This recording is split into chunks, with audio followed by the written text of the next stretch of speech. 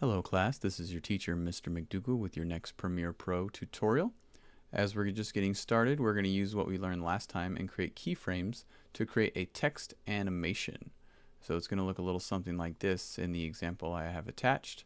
So we're going to animate text to fly in with the name of a city for these particular shots. So I'm going to teach you how to do something just like that right there.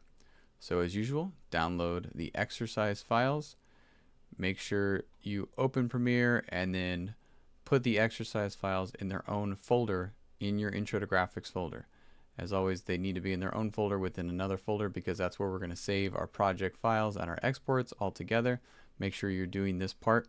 I'll walk you through that just a couple more times and then I'll eventually stop reminding you to do that so we can just get started with the tutorial. So go to Premiere Pro. As always, create a new project. This one is 603 text animation and tell it where to save. Always give it a title and tell it where to save. Save it in that project folder that you just made.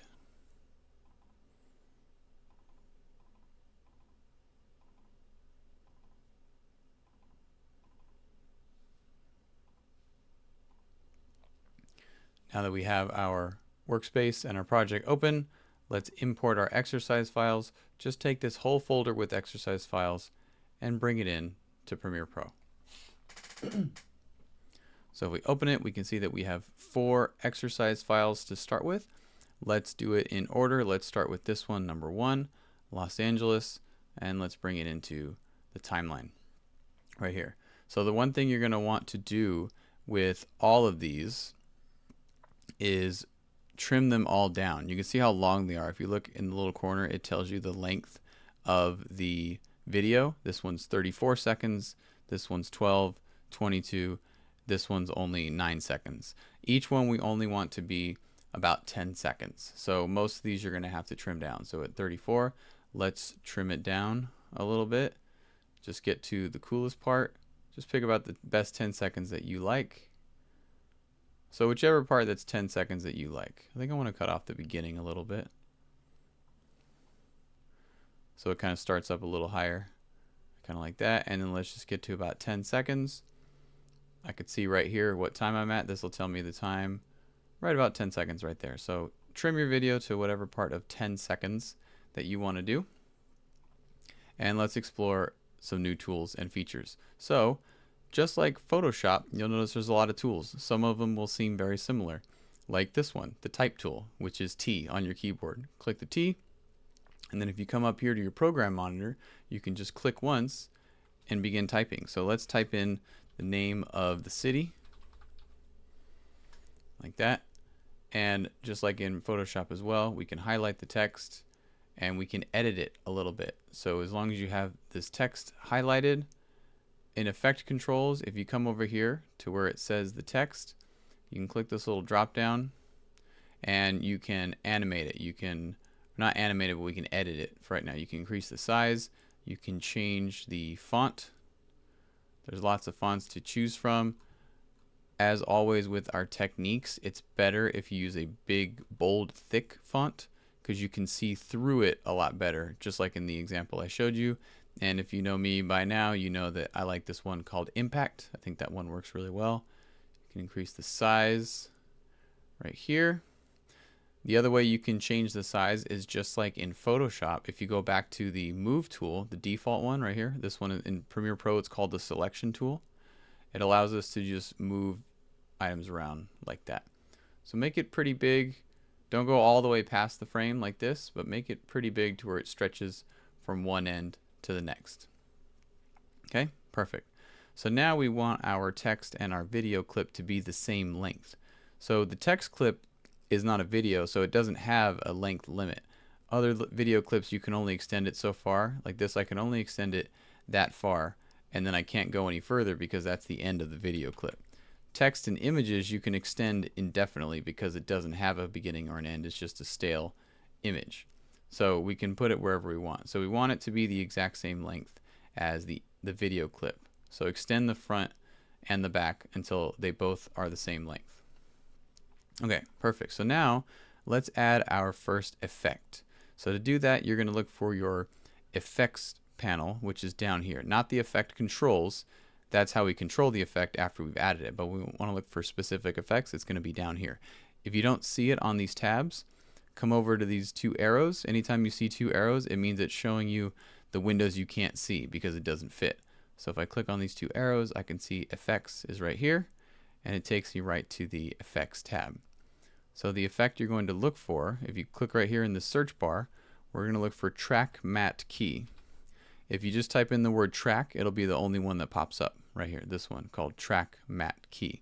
So when you add an effect, you're going to click and drag the effect onto your timeline and put it onto the clip you want to affect. So in this case, we want to put it on the video clip, which is the bottom layer right here.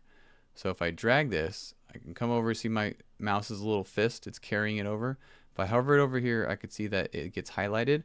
Wherever I hover it over, it will highlight, and then as soon as I let go of my mouse, it will add to that clip. So I'm going to bring it onto the video clip right here and let go of my mouse. So now the track matte key has been added to the video clip. If I come over here now to the effect controls for the video clip, I could see this tab has been added, which is the track matte key. Make sure you add it again to the video clip, not to the text clip. Okay? So once you've added it to the video clip, come up here for matte. See where it says matte right there? Come over here to where it says none and change it from none to video 2. So when you do that, you'll see that the effect is already halfway there. We can already see through the text and see behind it. So if I play the video, it looks like this where the video is playing behind the text. That already looks pretty cool, but let's take it one step further and have the text fly in like I showed you in the example. So set your CTI, the blue line right here, the blue playhead, your time indicator, set it near, let's say, the middle of the play right here, of the video clip. Let's space this out a little more. I'm going to zoom in a little bit so I can see it a little bit better. That looks good.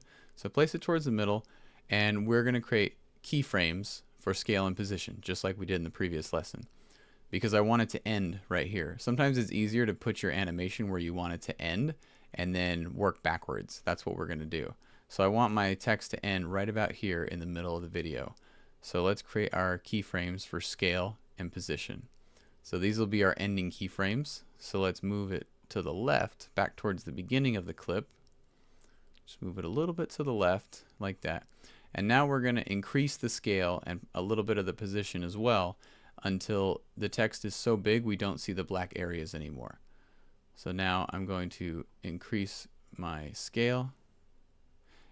If this happens to you where it looks like this, and I did this on purpose because this happens a lot, where it zooms in and it looks all grainy and it kind of just zooms in to the building like that and it looks bad, that is because you have the wrong layer selected.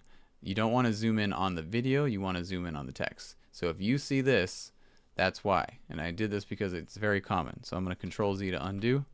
There we go. We're going to zoom in on the text. So double check down here on what you have highlighted. Highlight the text. There we go. So when you have your text highlighted, if you don't need to change it anymore, we can collapse this menu. And then right here under motion where we were last time, same thing. Let's create a scale and position keyframe right there. Perfect. Move this over. And now let's increase that scale like that. You see how the text is getting bigger now and not the background? That means you're doing it correctly. So I'm increasing the scale as much as I possibly can. I'm maxing it out. And you may have to move the position over a little bit too. If you're still getting black edges even though you've zoomed out, try just moving the position just slightly. There we go. That looks better. Perfect. So now you can see between this pair of keyframes and this pair of keyframes, the text is going to fly back in. Like that. That might have been a little too fast. Remember, you can change the speed by moving the keyframes over a little bit. If I move it back towards the middle, take these two right keyframes and move them over here. Make sure they stay on the same line. Now let's see what it looks like. A little bit slower and smoother. Not bad. We're going to add one more little effect to it because I don't like the way that it slams to a stop. You can see, watch what happens, how it kind of just slams really hard as it ends. We're going to smooth that out a little bit. to make the transition slightly smoother. So the way we're going to do that is highlight these two keyframes on the left. So see how they're both blue? Because I clicked and dragged my mouse to highlight both of them. So after you've got them both highlighted, right click on one of them. Make sure you put your mouse on top of one of them and right click. And you're going to come down to this bottom option, temporal interpolation. And you're going to come over to ease out, like that. Choose ease out. If you did it correctly, you'll notice that these two keyframes turn into a little hourglass shape. These ones on the right, we're going to do the same thing, except highlight them and right click. Same thing, come down here, except you're going to do ease in, like that. So the ones on the left, we did ease out. The ones on the right, we did ease in. Because as the image moves, it comes out of these keyframes and into these keyframes. So now instead of slamming to a stop like it did, you'll notice it's going to slightly slow down before it gets to the very end. Check this out. Slightly slower and smoother, just like that, instead of just crashing really hard. So let's move these first pair of keyframes all the way to the left. And let's put these other ones kind of in the middle. Yeah, kind of like right there, right around 4 or 5 seconds, right in the middle of the video. So about halfway through is when the text comes in. Ta-da! Just like that. And again, we want it to be just around 10 seconds. No more than that. None of your videos need to be super long. Perfect. So what you're going to do now is do that for all the rest of the video clips. However, you need to make sure that they're all going to be on their own separate videos. So to get back to your exercise files, come back over here to this tab where it says exercise files. Click on that. Remember, if you don't see that, click on these double arrows and you can find it right here, the bin with the exercise files, or click back where it says project to find the home page. All right, so now we're going to do the same thing with the next ones. However, they need to be separate videos. So you're going to export 4 different videos this time. You're not going to do one long video with every single city. So do not just drag this on here and make a new and extend your video. I'm going to Control Z to undo that. We're going to make a brand new sequence. So to do that, we're going to take the clip and we're going to drag it down onto this icon right here, the one that says new item. It's this little one that looks like a piece of paper with the corner folded. If I drag this video down there, I'm going to click, hold, and drag it like this. Put it right on top of that, drop it on this icon, and now I've created a new sequence. See right here my sequences. Here's my original, here's the Los Angeles one, and here's the new one that I just created. And again, be careful because it might seem confusing. These were your original exercise files. These two are the 2 sequences that we're working on right here. That's these. So let's change the name to be less confusing. This is the first one we did. Let's change it to sequence 1. And let's change this one to sequence 2. So now I can see right here, sequence 1, sequence 2, just to make it a little bit easier. So you're going to repeat those exact same steps with this one as well. Everything I just did for sequence 1 for the Los Angeles one, do the same thing here. Trim the video clip to 10 seconds or less. Around 10 seconds, not a lot less, like only 4 seconds. So like 9 or 10 seconds, something around there. And then you're going to type the text of the name of the city, which I've already given to you, is New York. Add the track mat key and the keyframe animation to have the text of the city fly in and be on screen. So you'll do the same thing with the remaining exercise files as well. You'll do this one for the city of Istanbul. And if you don't know how to spell it, it's right there. So I put the spelling for you so you can find out. And then this last one, city number 4, some town called Azusa. So do the same thing with all 4 of these. They shall all be on their own individual sequence. So you are exporting each one. When you're done with one video, so sequence 1, when you're done, come up to export, tell it where to export, and then click export. And then same thing with the next one. You got to export each video one at a time. Then go to your next sequence, go up to export again. You have to do export for each one. If you do export once, it will not export every single video. So you're exporting 4 separate videos, one for each of these city files that have been provided to you. Okay? So have fun. Let me know if you have questions. I'll see you on the next one.